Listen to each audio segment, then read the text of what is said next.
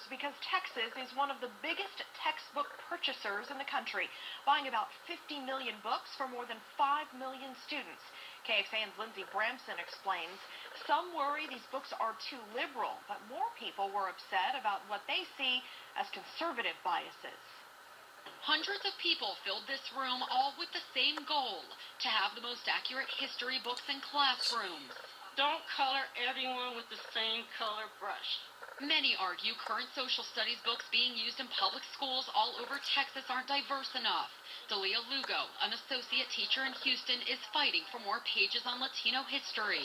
It's getting very sparse here, and we're barely hanging on with our little fingers on the little cliff here.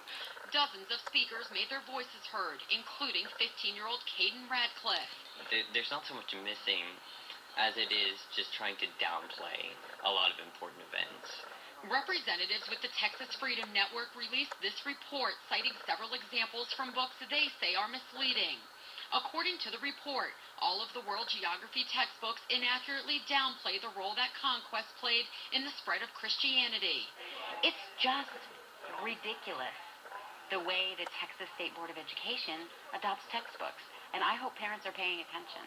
Our issue here is to make sure that publishers are not pressured in a way to eliminate discussion of Christianity and its relevance in history.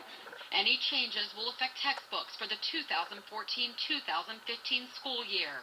Lindsey Bramson, KXAN News.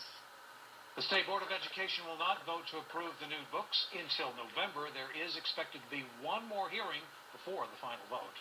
Activists like the National Educational Association point to changes made in 2010 as examples of conservative biases in the books. That year, the NEA says conservative activist Phyllis Schlafly was added to the books, but not Supreme Court Justice Sonia Sotomayor. The NEA says references to capitalism were removed and replaced with the less criticized phrase free enterprise.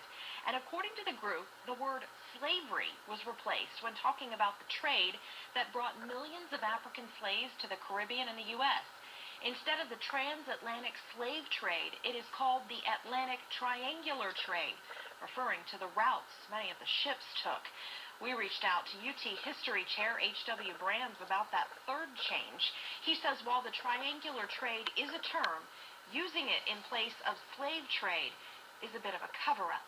Some groups, mostly liberal advocates, argue textbooks here have a national influence.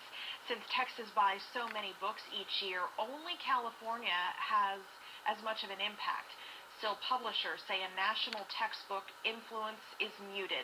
Most publishers are used to printing custom books for different states, and the state's influence will likely decline in the future as more schools turn to online textbooks.